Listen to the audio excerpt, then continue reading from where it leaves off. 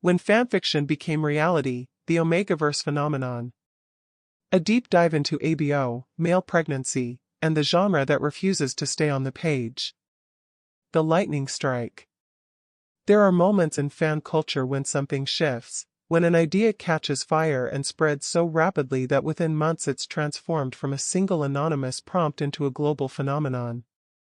The OmegaVerse, also known as ABO or Alpha Beta Omega Dynamics, was one of those lightning strikes. And now, in 2025, we're watching something extraordinary. This world that lived for over a decade primarily in text is materializing on our screens, complete with all its controversial, fascinating, boundary-pushing elements. If you've stumbled across the terms alpha, omega, heat, knotting, or male pregnancy in relation to fiction and felt utterly bewildered, you're not alone. The OmegaVerse operates with its own internal logic, its own biological rules, its own social structures, and it's become one of the most popular subgenres in /fiction, romance novels, manga, manhwa, and now, live-action drama. This isn't a story about a single creator's vision. This is about collective imagination, about thousands of writers building a shared universe from borrowed mythology, biological imperatives, and deep explorations of power, desire, and identity. It's about a genre that's simultaneously beloved and controversial, that's sparked academic papers and legal battles, that's given voice to fantasies and anxieties about gender, sexuality, and social hierarchy. And now it's on your screen. Chinese drama ABO Desire aired in 2025 as the world's first live-action OmegaVerse series featuring actual male pregnancy. Thailand's Knot promises to be the country's first true OmegaVerse BL. What was once confined to archive of our own and specialist fan fiction sites is going mainstream, and we need to talk about what that means. Pour yourself something strong. Get comfortable. We're about to explore one of fandom's most fascinating and misunderstood creations, and it's going to get weird, thoughtful, sexy, and probably challenge some assumptions you didn't even know you had. Origins, the supernatural spark. Let's start at the beginning, or at least as close to one as we can identify. The OmegaVerse as we know it crystallized around 2010 in the supernatural fandom, though its roots reach deeper into fan fiction history. Understanding where it came from helps explain why it resonates so powerfully and why it's structured the way it is. In May 2010, an anonymous user posted a prompt to a supernatural kink meme on LiveJournal. The request was specific, a story featuring the show's lead actors, Jared Padalecki and Jensen Ackles, with alpha males who had knots on their penises and bitch males without them. Another user, going by TaterTiestSock, responded with a fan fiction that would change fandom forever. The story, titled I Ain't No Lady, But You'd Be the Tramp, was real person fiction, meaning it featured actual people, the actors themselves, rather than their characters. It introduced many elements that would become OmegaVerse staples, the biological division into alphas and omegas, heat cycles, knotting, and intense pheromone-driven attraction. Though it didn't use the term omega yet, the foundation was laid. Over the following months, more stories appeared, refining the concept. By November 2010, the terms alpha, beta, and omega were being used explicitly, referring to a supposed wolf pack hierarchy. The name OmegaVerse emerged to describe this growing body of work, and suddenly fandom had a new universe to play in. But Supernatural didn't invent these concepts from nothing. The genre pulls from multiple sources, creating something new from familiar elements. Star Trek's Ponfar, the Vulcan mating cycle where Spock must mate or die, established the concept of biological imperative and heat cycles in /fiction back in the 1960s. Werewolf fiction, particularly Patricia Briggs's novels from the 1990s, introduced pack hierarchies and alpha/beta dynamics to urban fantasy. The concept of male pregnancy, mpreg, had been circulating in fan fiction for decades. The OmegaVerse synthesized these disparate elements into a cohesive system. It borrowed the terminology of wolf pack dynamics, though actual wolf packs don't work this way, the alpha wolf theory has been debunked by the researcher who originally proposed it. It incorporated heat cycles and biological imperatives from various science fiction sources. It added the anatomical specificity of knotting from canine biology. And it created an entire social structure around secondary genders that manifest at puberty and determine social status, biological function, and interpersonal dynamics. Why supernatural? The show had a massive, predominantly female fandom that was already deeply engaged in slash fiction. The chemistry between the lead actors was undeniable. And perhaps most significantly, Jensen Ackles had previously starred in Dark Angel, playing genetically engineered characters whose feline DNA caused them to go into heat, a detail that likely influenced early OmegaVerse development. The timing was perfect too. By 2010, fanfiction communities were well established online. LiveJournal, Dreamwidth, and eventually Archive of Our Own provided platforms for rapid sharing and iteration. The kink meme format, where users anonymously request and fulfill specific story prompts, created an environment for experimentation. Writers could try out transgressive ideas without attaching their primary fanish identities to potentially controversial content. From those first stories, the OmegaVerse exploded. Within months, it jumped fandoms. Sherlock, X-Men, First Class, Teen Wolf, Hannibal, Glee, suddenly every major slash fandom had OmegaVerse stories. The genre proved remarkably adaptable, working in contemporary settings, historical periods, science fiction futures, and fantasy worlds. Writers could focus on different aspects, some emphasized the biological elements, others explored the social implications, still others used it primarily as a framework for specific sexual dynamics. By 2011, OmegaVerse was an established term. By 2012, the concept of fated mates had been introduced, adding destiny and soulmate dynamics to the biological imperatives. The genre continued evolving, with writers adding new elements, subverting expectations, and exploring implications that earlier stories hadn't considered. The OmegaVerse reached China's Danmei, Boys Love, community around 2011 through translated Sherlock fanfiction, where it took root and flourished. Japan's BL manga scene embraced it by 2014, with the first OmegaVerse manga published in 2015. Korea's BL webtoons incorporated the tropes. The genre had gone global, transcending its Western fan fiction origins to become a truly international phenomenon. And through it all, the stories kept coming. As of 2020, Archive of Our Own hosted over 70,000 works tagged with OmegaVerse, and that number has only grown. The genre has spawned countless original novels, manga series, and webtoons. It's generated academic study, with scholars examining it through lenses of gender theory, queer studies, sociology, and literary criticism. Now, 15 years after those first LiveJournal posts, we're watching the OmegaVerse make the jump to live-action television. The fanfic that launched 1,000 ships is becoming prestige drama, and fandom is having feelings about it. The world building, how OmegaVerse actually works. Before we can discuss why OmegaVerse appeals to millions or debate its implications, we need to understand what it actually is. For those unfamiliar, the basic premise sounds wild: a world where humans have secondary genders, alpha, beta, omega, that manifest at puberty and determine biological and social status. But the devil, and the fascination, is in the details. The secondary gender system. In OmegaVerse settings, everyone has two sexes: primary, male/female, and secondary, alpha, beta, omega. Your secondary gender manifests during puberty, often dramatically, and fundamentally shapes your life trajectory. Alphas are the dominant class. They're typically physically larger, stronger, and more aggressive. Alphas possess a knot, a swelling at the base of the penis that expands during sex, creating a temporary tie with their partner to ensure insemination.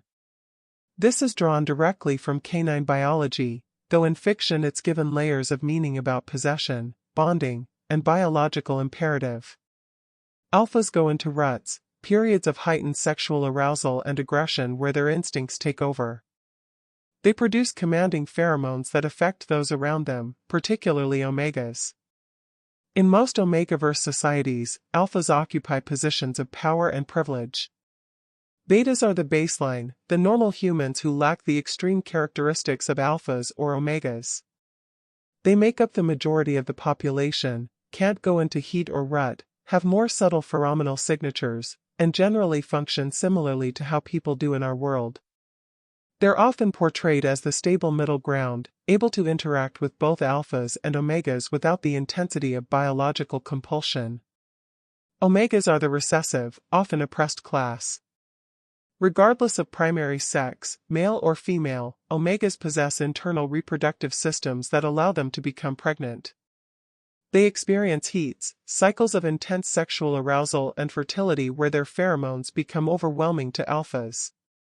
During heat, omegas produce slick, self-lubrication, and become nearly irresistible to unbonded alphas. Heats can be dangerous. An omega in heat without protection might be assaulted by alphas unable to control their instincts.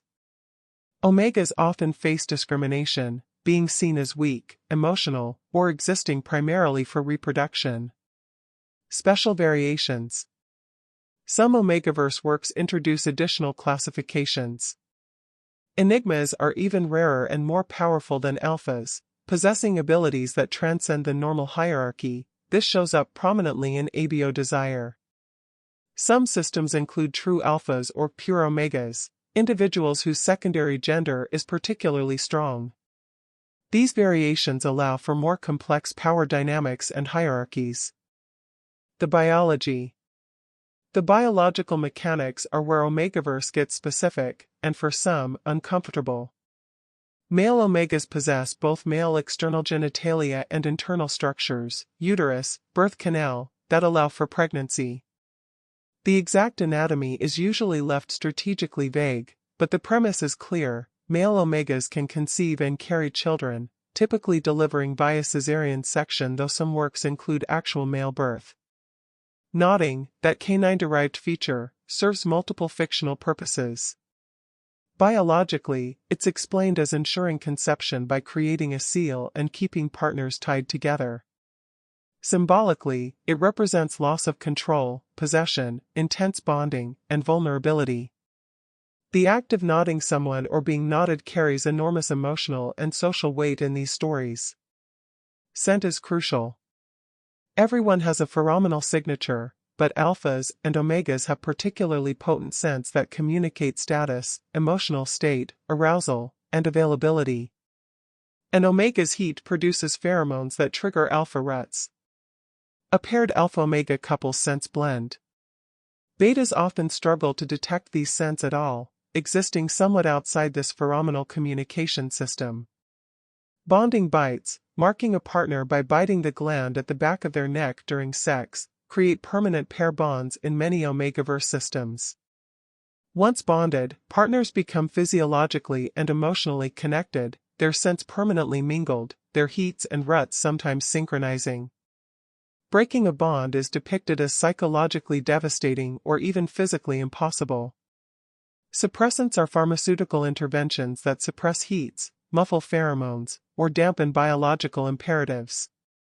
They're controversial in OmegaVerse societies. Some see them as liberation, allowing omegas to participate in society without being vulnerable to their biology. Others view them as unnatural suppression of one's true nature. The politics of suppressants mirror real-world debates about birth control, hormone therapy, and bodily autonomy. The social structure. Most OmegaVerse settings feature rigid hierarchies based on secondary gender. Alphas dominate positions of power, they're CEOs, political leaders, military commanders. Their aggression and dominance are seen as leadership qualities. Betas fill the middle ranks, doing the majority of society's work without the drama of biological imperatives. Omegas face systematic discrimination. They might be barred from certain careers, expected to focus on childrearing, or seen as property to be claimed by alphas. Some OmegaVerse worlds are more progressive, with legal protections for omegas and societal movement toward equality. Others lean into the dystopian implications, depicting worlds where omegas are essentially slaves, where unmated omegas are considered fair game, where heats make public life dangerous. The social structure allows writers to explore themes of discrimination, privilege, resistance, and social change through a speculative lens. Family structures get complicated. Traditional alpha-omega pairings produce children, but what about alpha-alpha couples? Beta-omega? Same primary sex couples where only one partner can become pregnant? OmegaVerse fiction explores all these permutations, examining how families form outside traditional structures and how societies respond to non-conforming relationships. Why this system? The appeal of OmegaVerse world-building is its flexibility. Writers can emphasize different aspects depending on their interests. Some focus on the sexy biology, the heats, the knotting, the overwhelming pheromonal attraction. Others explore the social implications. What does systematic oppression of omegas look like? How do people resist or subvert their biological designations? What does consent mean when biology is literally compelling you? The system also provides narrative shortcuts. The fated mates trope works because scents literally attract compatible partners. The forbidden love plotline gains biological weight when society's hierarchy is enforced by different reproductive systems. The power imbalance romance has built-in justification through alpha-omega dynamics, while still allowing characters to subvert or resist those dynamics. And crucially, OmegaVerse creates space to explore gender, sexuality, and reproduction in speculative ways. A male omega who becomes pregnant challenges assumptions about masculinity and reproductive roles. An omega who refuses to be submissive despite biological programming explores bodily autonomy. An alpha who finds dominance repulsive examines how we're socialized into our roles. The world building might sound absurd, and to be fair, it is fantastical, but it's internally consistent, endlessly variable, and provides rich ground for exploring very human concerns about power, desire, identity, and choice. The appeal, why millions are obsessed. So we've established what OmegaVerse is and where it came from. But why? Why has this particular subgenre captured such passionate devotion? Why are millions of people reading, writing, and now watching stories about alpha knots and omega heats? The answer is complicated, layered, and varies depending on who you ask. The fantasy of biological imperative. At its core, much OmegaVerse fiction explores the idea of desire that's overwhelming, undeniable, and beyond rational control. There's something compelling about attraction so powerful it's literally biological imperative. Not just I want you but, my body needs you, my pheromones are calling to yours. Resisting is physically difficult. For readers navigating a world where desire is often politicized, judged, or complicated by social expectations, there's appeal in fantasy scenarios where wanting someone is simply biological fact.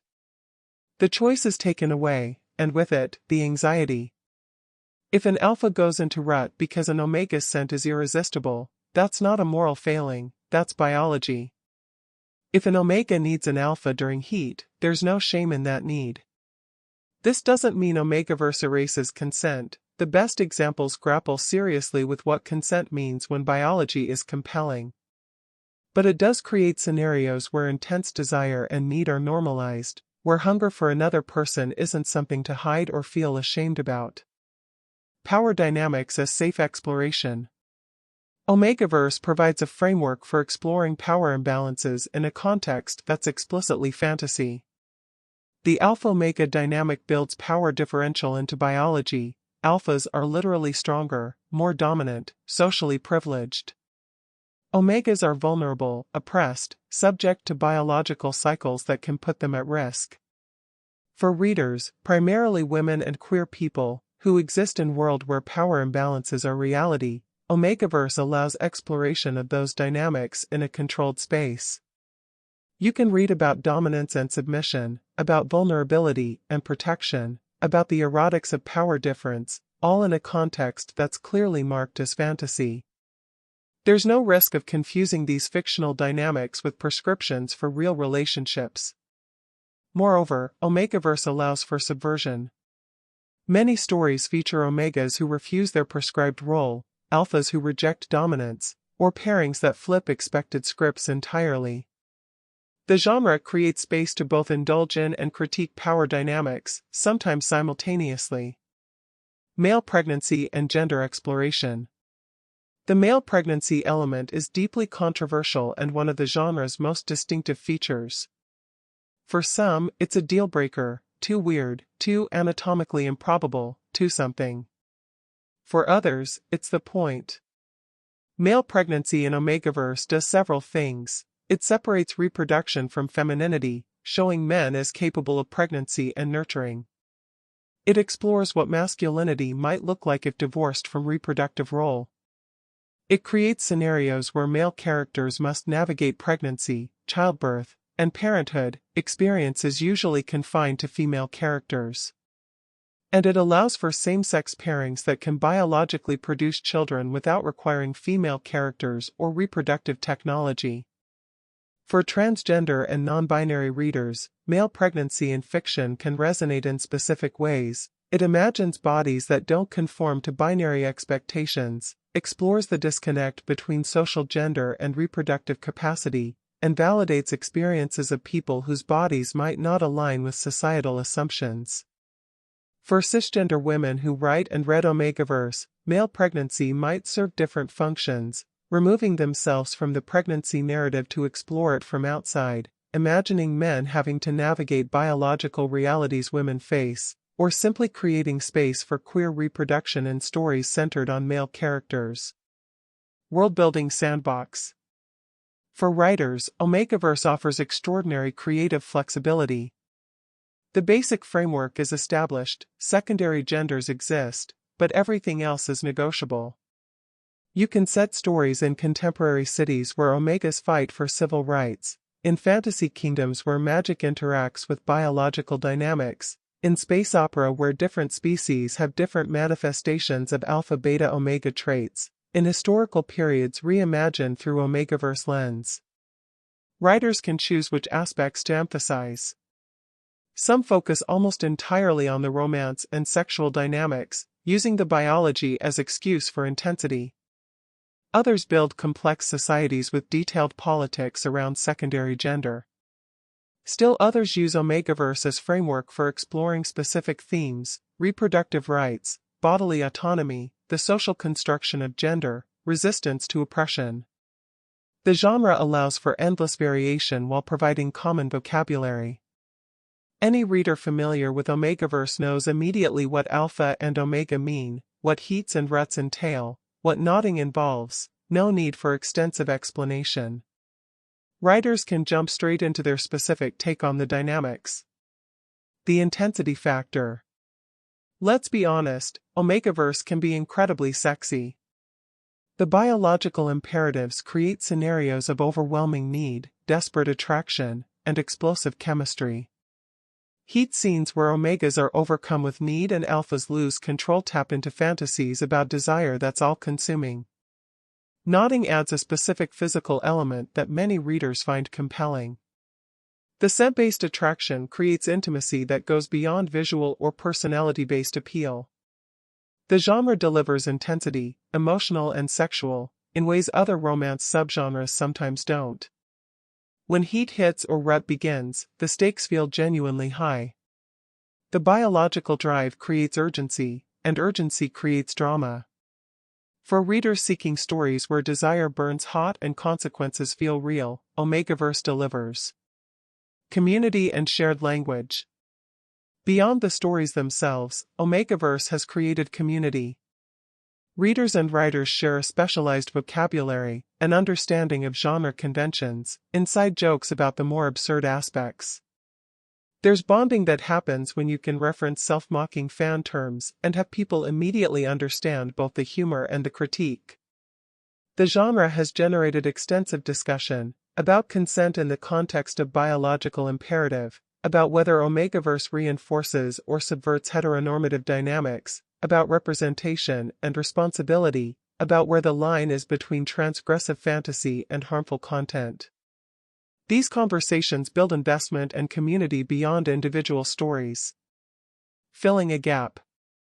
Perhaps most simply, OmegaVerse fills a niche that wasn't being served elsewhere.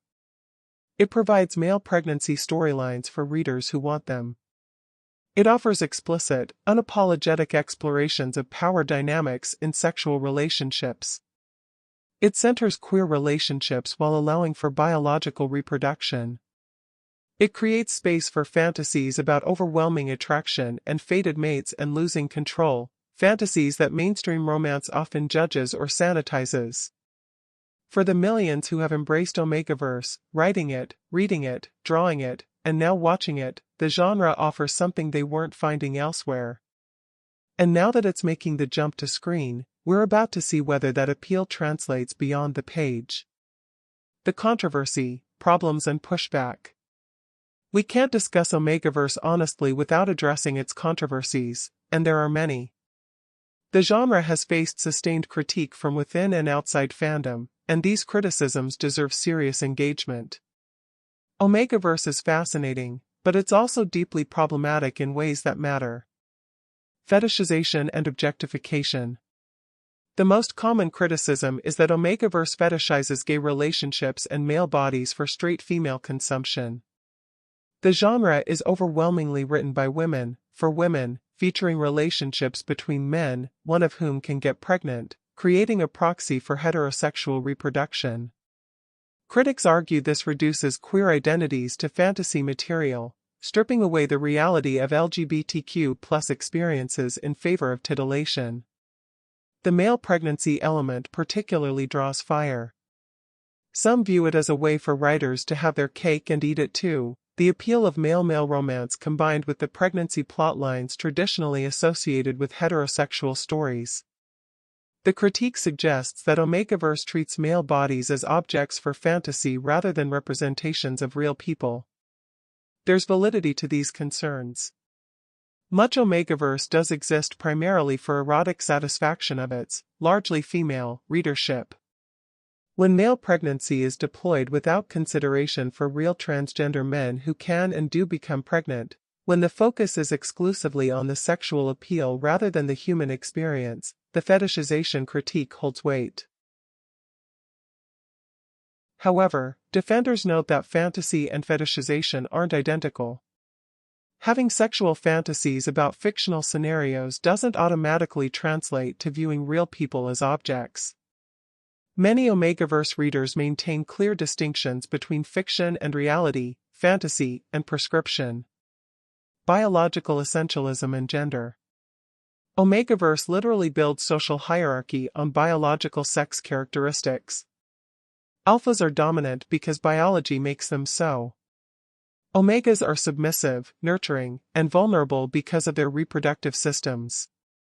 This recreates essentialist thinking, the idea that biological sex determines personality, social role, and value. Critics point out that OmegaVerse often replicates heteronormative gender roles with different language. The alpha-omega pairing functions like traditional masculine-feminine dynamics, one partner who's strong, aggressive, and dominant, coded masculine, and one who's emotional, vulnerable, and reproductive, coded feminine. The genre puts new names on old scripts. The response from within the genre is mixed. Some writers deliberately subvert these dynamics, creating submissive alphas, dominant omegas, relationships that refuse the prescribed script. Others argue that exploring biological determinism in fiction is precisely the point, examining what happens when social hierarchy is biological fact, then showing characters who resist or transcend those limitations.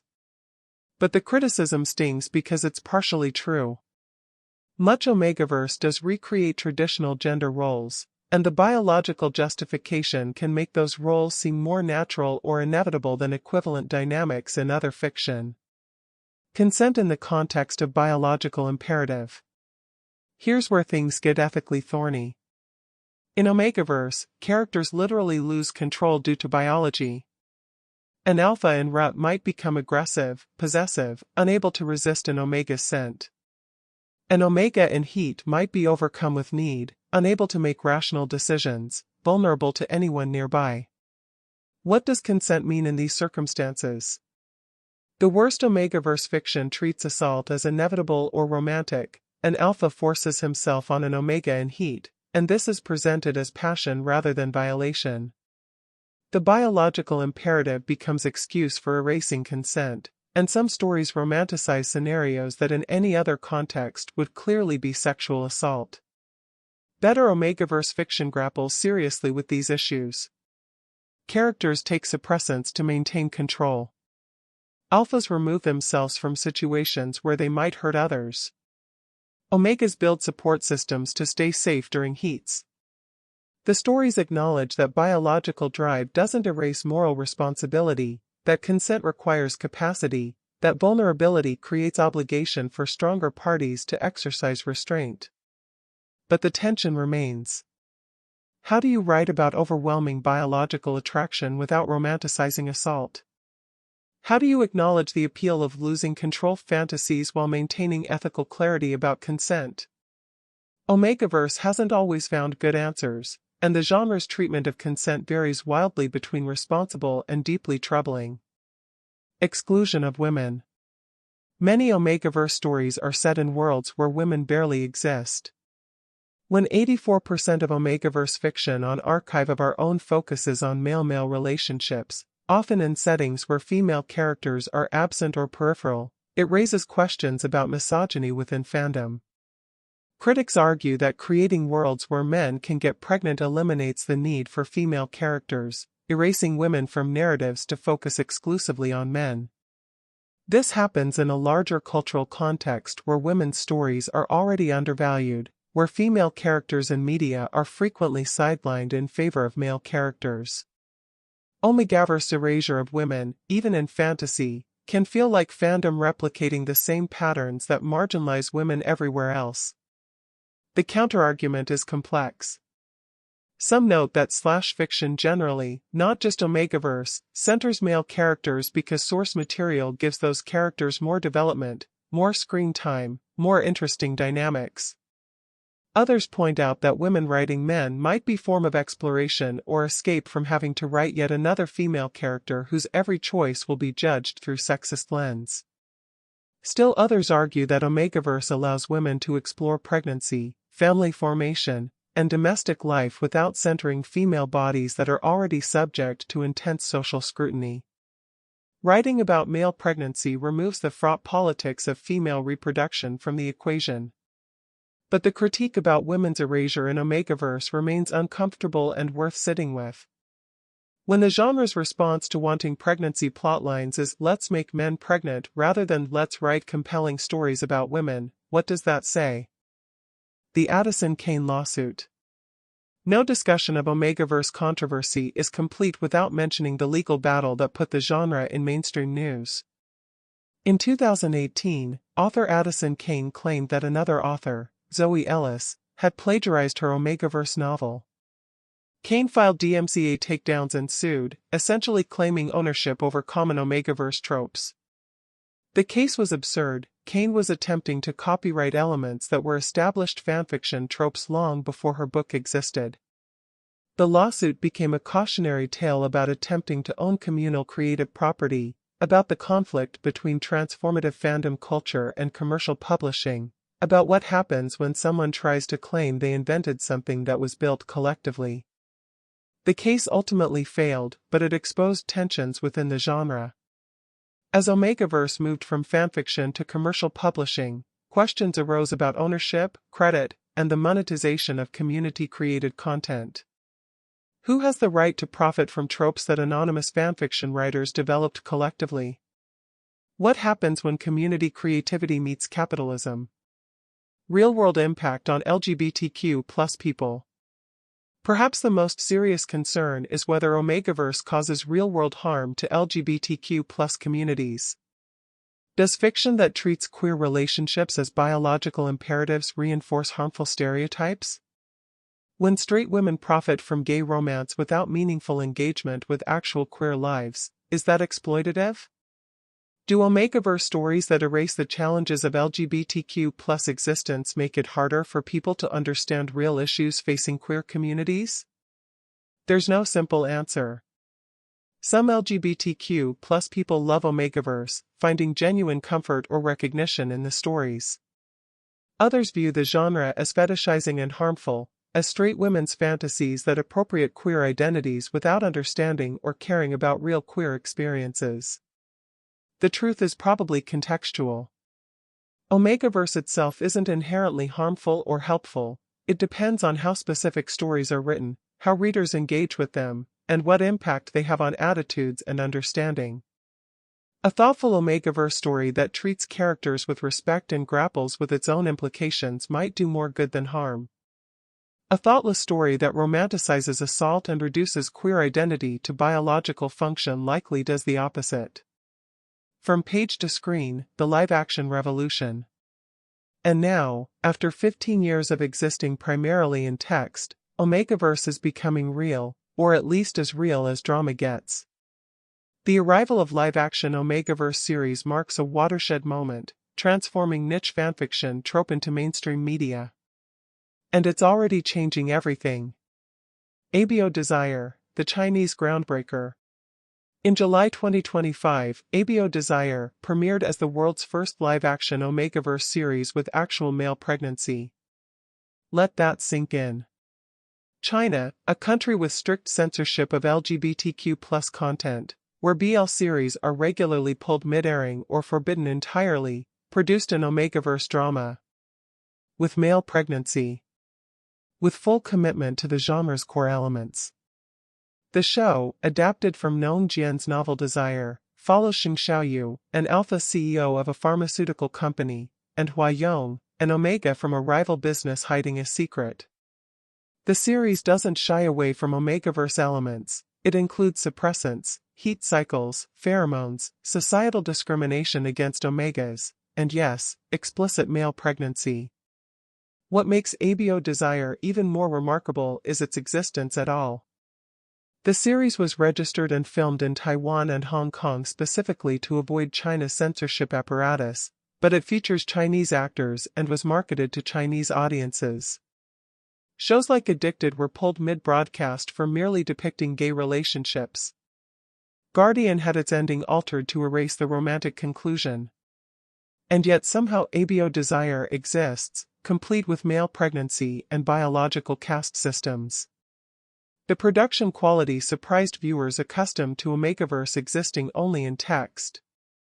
The show takes itself seriously, with genuine production values, committed performances, and willingness to engage with the genre's darker implications.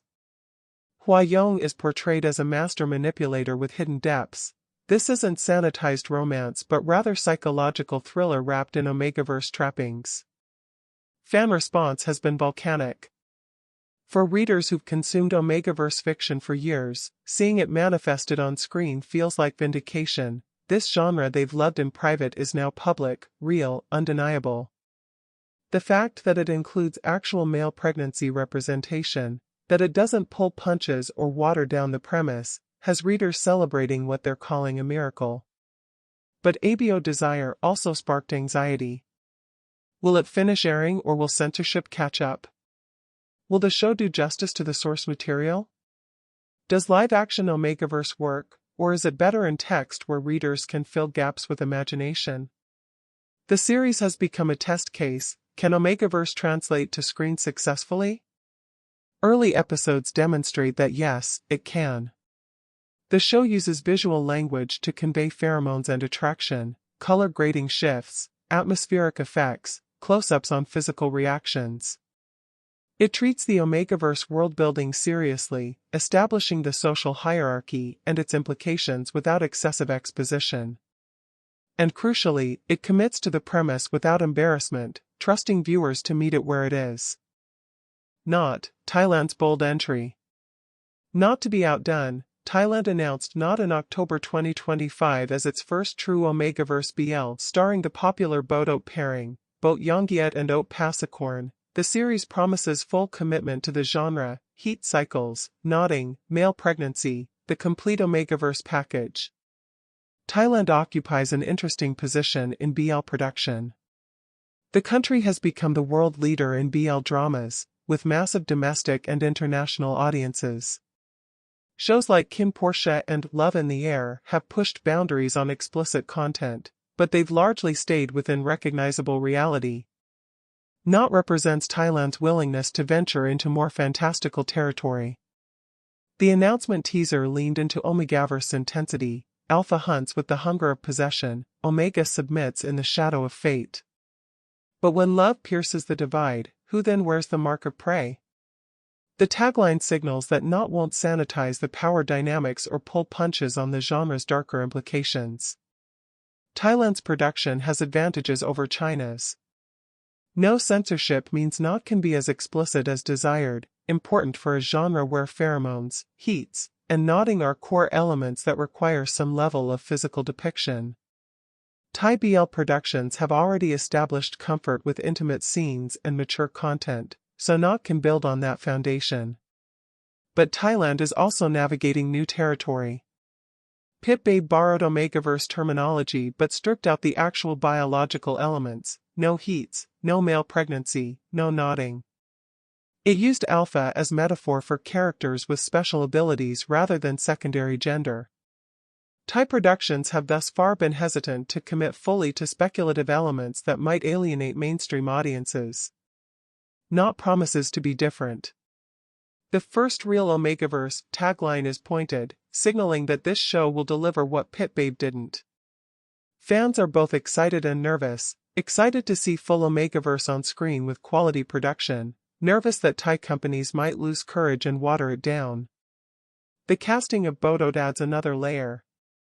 They're a beloved pairing with proven chemistry, having worked together before and built substantial fandom. Their participation signals that Knot isn't niche or embarrassing, it's a legitimate BL production with bankable stars willing to commit to OmegaVerse fully. The show's willingness to use Knot as its title deserves mention. That's deliberate provocation, referencing one of OmegaVerse's most explicit and distinctive elements. It's a statement: we're not hiding what this is, we're not using metaphor, we're doing this. For a genre that's existed in semi-secrecy for 15 years, that boldness is remarkable. The global domino effect. ABO Desire and Knot aren't happening in isolation. Their existence signals shifting attitudes toward OmegaVerse as legitimate storytelling territory. Other countries are watching, production companies are calculating, and the success or failure of these early attempts will determine whether OmegaVerse becomes standard BL subgenre or remains niche. Japan's BL industry, which embraced OmegaVerse in manga form years ago, hasn't yet produced live-action versions. But if Knot succeeds commercially, Japanese studios, always quick to adapt popular manga, might follow. Korea's webtoon scene is filled with OmegaVerse stories, many with massive followings, and Korean BL dramas are becoming increasingly sophisticated and willing to tackle challenging content. Western productions are paying attention too. The success of Heartstopper and Red, White and Royal Blue demonstrated audience appetite for queer romance. Heated Rivalry showed willingness to adapt romance to screen. Could Western streaming platforms take the next step and produce OmegaVerse content? It's not impossible, though American productions might face more cultural resistance than Asian companies navigating different social contexts. The economics favor expansion. BL dramas have proven profitable internationally, and OmegaVerse has massive built-in audience. Millions of people have been reading these stories for years. They're primed customers for any show willing to deliver quality OmegaVerse content. The challenge is execution. Can productions treat the material seriously enough that it works on screen without becoming unintentional comedy? The translation challenge. Bringing OmegaVerse to live action isn't straightforward. Several challenges exist. Visual representation of scent. So much OmegaVerse storytelling happens through smell, pheromones, scenting, scent compatibility. How do you show that on screen? Early attempts use visual effects, glowing, color shifts, atmospheric changes, focus on physical reactions, dilating pupils, flushed skin, heavy breathing, and strategic dialogue. The solutions aren't perfect, but they're functional. The biology, showing heat or rut without it becoming pornographic, requires delicate balance. Enough physical manifestation that viewers understand what's happening, enough restraint that platforms will air it. ABO Desire navigates this through suggestion. We see characters affected but don't necessarily see explicit heat scenes. Knot may push further given Thailand's higher tolerance for mature content. Male pregnancy, this is the big one. ABO Desire committed to showing it, but how explicitly? Western audiences especially may struggle with this element. It requires accepting that male bodies can become pregnant and carry children, which challenges deeply held assumptions about gender and reproduction. The shows that succeed will be those that treat it matter-of-factly, as biological reality within their worlds, rather than dwelling on the mechanics awkwardly. World-building efficiency, books can spend chapters establishing OmegaVerse dynamics. Dramas need to communicate the same information visually and efficiently without boring exposition. This requires smart writing and visual storytelling that conveys information through action and environment rather than dialogue-heavy explanation. Acting commitment, the actors must commit fully without embarrassment. Any hint that performers think the material is ridiculous will sink the show. The best BL actors understand that chemistry and commitment sell even outlandish premises. The same principles apply to OmegaVerse. Balancing tones, OmegaVerse can be sexy, dark, romantic, political, funny, and horrifying, sometimes simultaneously. Screen adaptations must navigate these tonal shifts without whiplash, finding consistent approach that honors the genre's complexity. The fandom response, we won, gang. The announcement and release of live-action OmegaVerse series has generated intense fandom response, and watching that response reveals much about what OmegaVerse means to its devoted readers. Validation and vindication. For years, OmegaVerse readers have been the butt of jokes.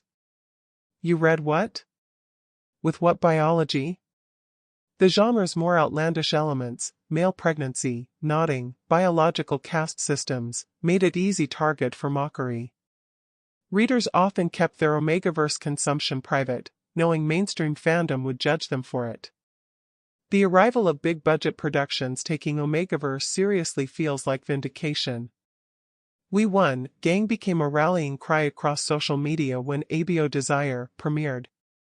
The sentiment, after years of being told this genre was too weird, too niche, too much, here are productions with millions of dollars behind them treating it as legitimate storytelling.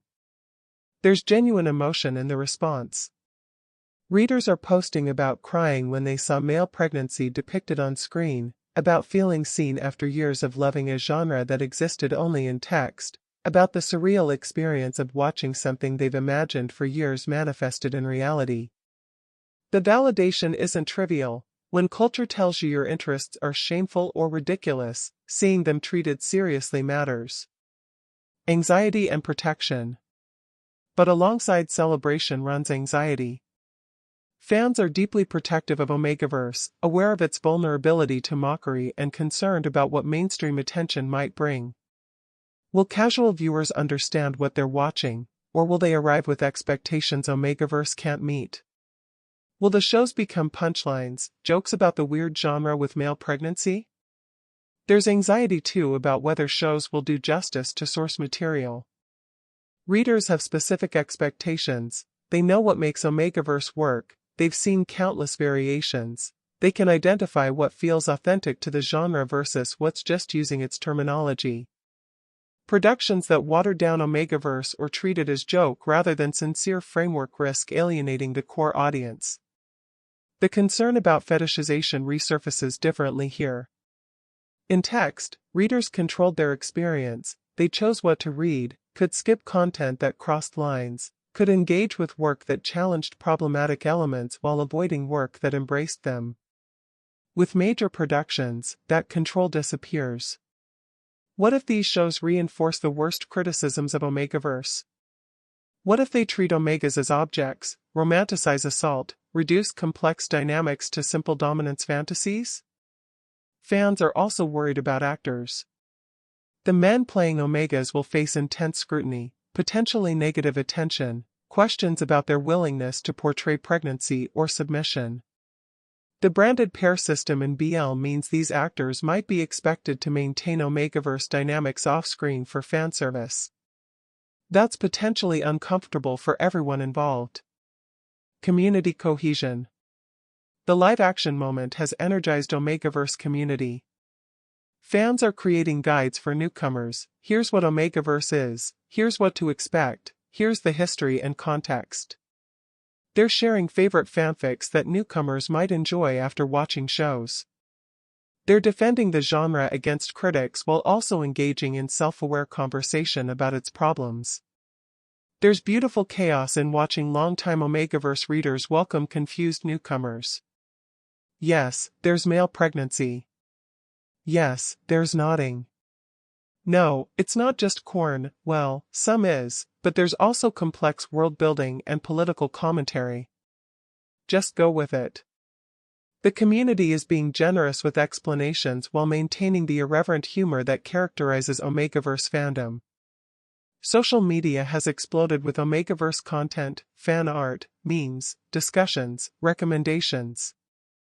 The genre is having a moment, and fans are making the most of it. Their sense of this is our time, after years in the margins, OmegaVerse is getting mainstream attention, and the community is determined to make that attention as positive as possible. Critical engagement. Interestingly, the arrival of live-action OmegaVerse hasn't stopped critical conversation within the community. Fans continue debating the genre's problems even while celebrating its screen arrival. There are ongoing discussions about consent, about gender essentialism, about whether certain story elements should be depicted at all. This suggests maturity within the community, the ability to love something while acknowledging its flaws, to celebrate milestones while maintaining critical awareness, to engage thoughtfully with problematic elements rather than dismissing critique or abandoning the genre entirely. Some fans are using the live-action moment as opportunity to push for better OmegaVerse, more diverse representations, more thoughtful treatment of consent, more subversion of problematic dynamics. There's hope that mainstream productions might elevate the genre, that requiring broadcast quality standards might filter out the worst excesses while retaining what makes OmegaVerse compelling. The cultural implications, what it all means. The arrival of mainstream OmegaVerse adaptations isn't just about one niche genre making the jump from fanfiction to television. It represents several larger cultural shifts worth examining. The normalization of transformative fandom. For decades, fanfiction existed in the shadows. People who wrote or read it often hid their hobby, aware that mainstream culture viewed it as weird, inferior, or vaguely pathetic. The idea that fanfiction tropes and genres could become legitimate commercial entertainment seemed laughable. But OmegaVerse going mainstream demonstrates how thoroughly that's changed. A genre that emerged from anonymous LiveJournal prompts is now getting million-dollar productions. Tropes that thousands of amateur writers collaboratively developed are being treated as legitimate intellectual property worth adapting. Fanfiction has become pipeline to commercial media rather than its embarrassing cousin. This reflects broader acceptance of fan culture. Fanfiction writers aren't failed real authors, they're creative people doing legitimate artistic work.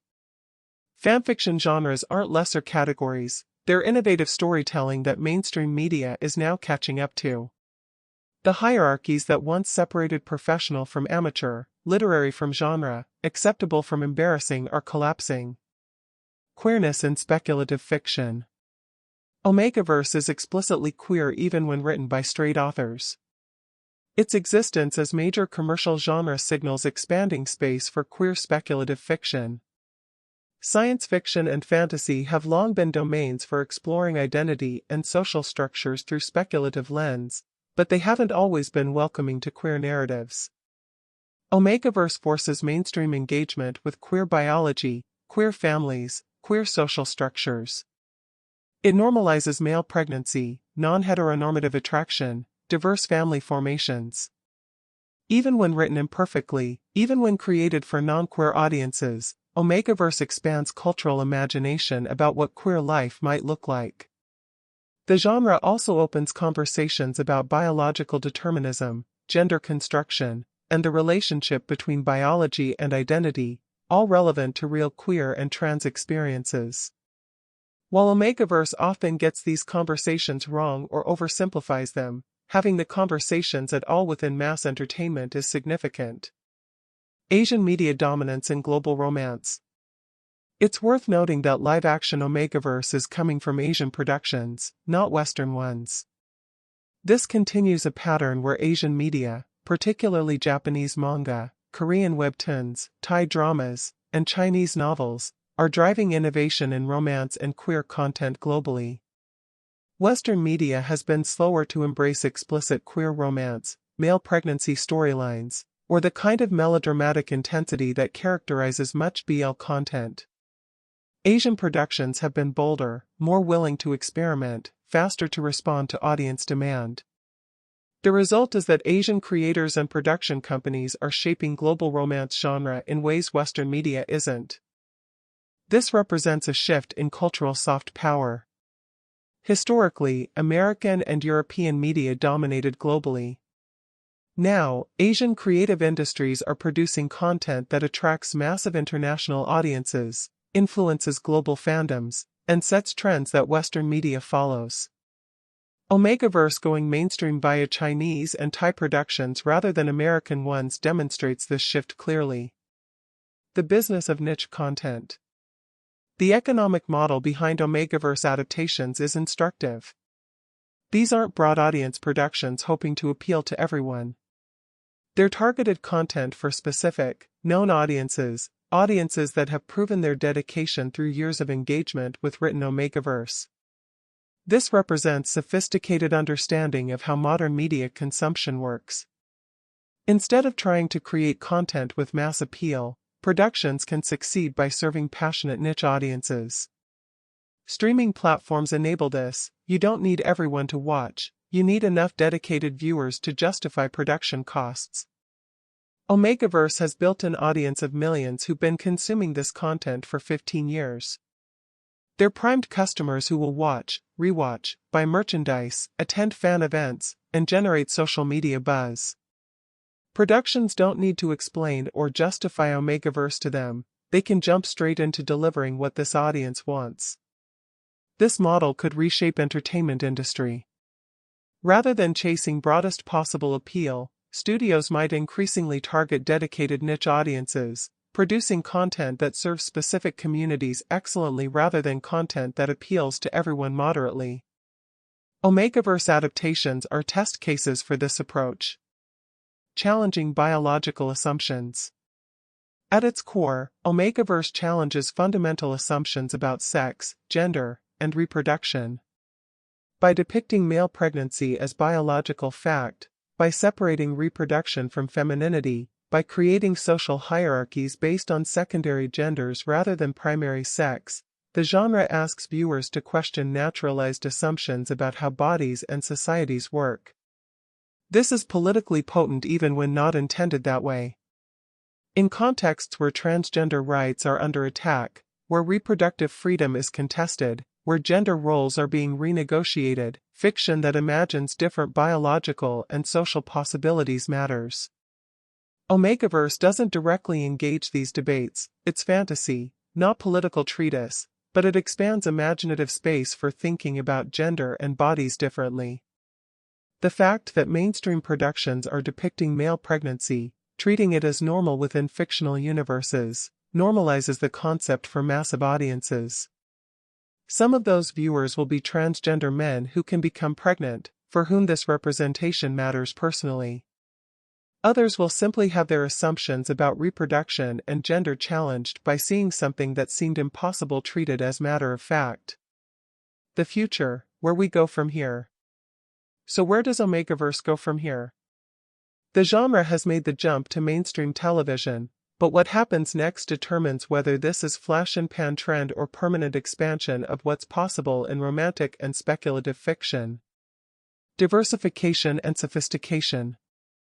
Early live-action OmegaVerse will inevitably be rough. Productions are figuring out what works on screen, how to translate text-based genre to visual medium, where the boundaries are. But as more shows get made, as production teams learn from each other's successes and failures, quality will likely improve. We'll probably see OmegaVerse shows with bigger budgets, better writing, more sophisticated approaches to the genre's complex themes. Productions might move beyond simple romance into other genres: OmegaVerse thriller, OmegaVerse political drama, OmegaVerse comedy. The basic world building is flexible enough to support countless approaches. We'll also hopefully see more diverse representation within the genre. So far, OmegaVerse adaptations have been Asian productions featuring Asian actors. What happens when other regions produce OmegaVerse content? What does OmegaVerse look like through different cultural lenses, with different racial and ethnic representation, different approaches to gender and sexuality? The consent conversation.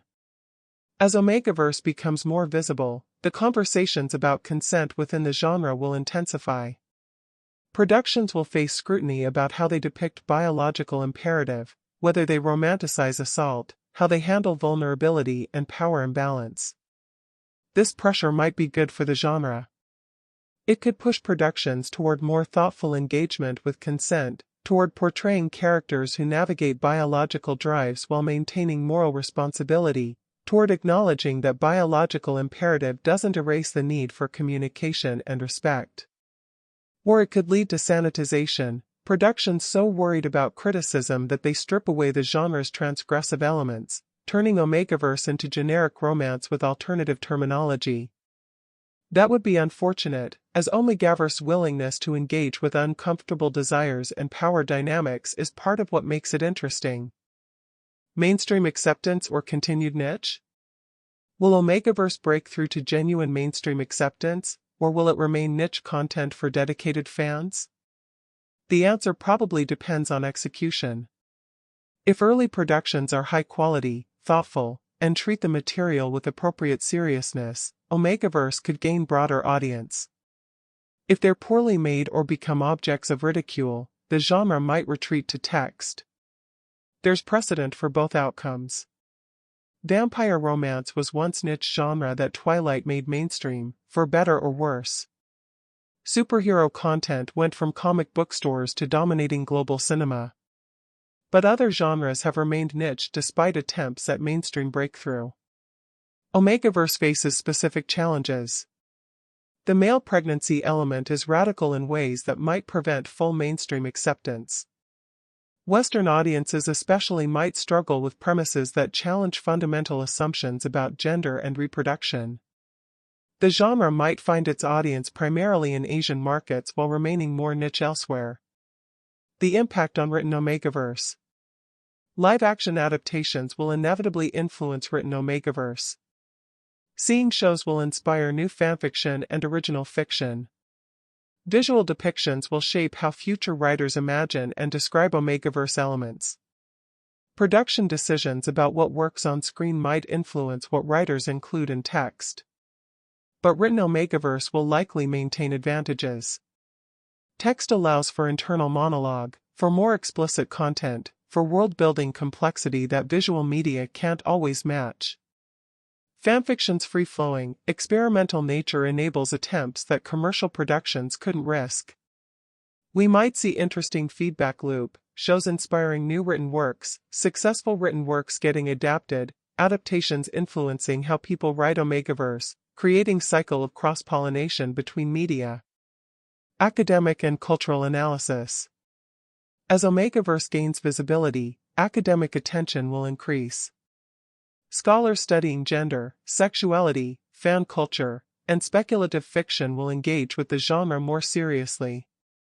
We'll see papers, dissertations, and books analyzing OmegaVerse's cultural significance, its relationship to queer identity, its treatment of power and consent, its role in transformative fandom.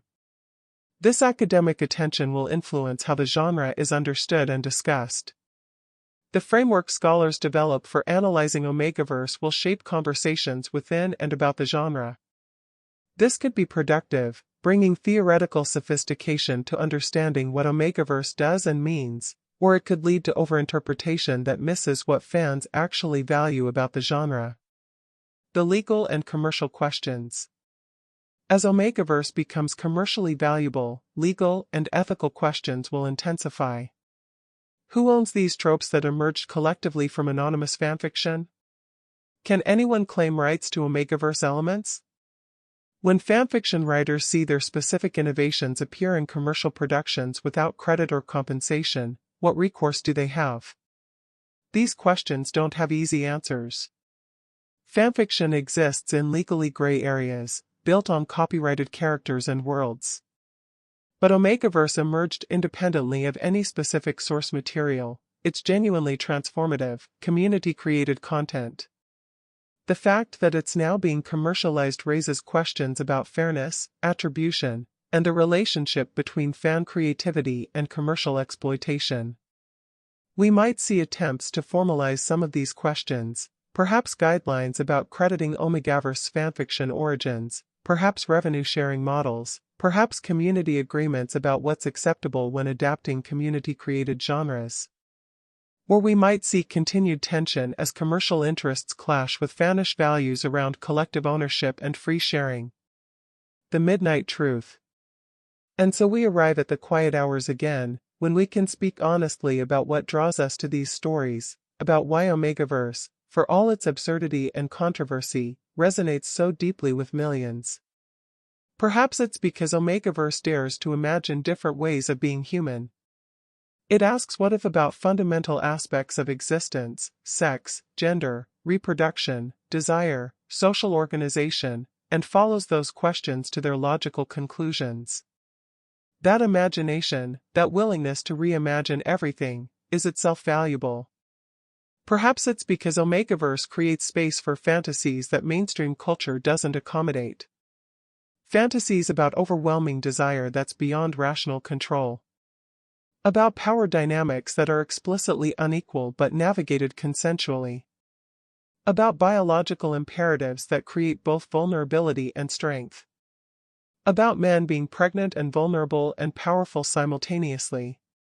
Perhaps it's simply that OmegaVerse tells good stories. Underneath the speculative biology and complex world building, these are fundamentally stories about connection, about finding your person despite obstacles, about building families and lives in worlds that might not accept you. Those are universal themes dressed in fantastical clothing.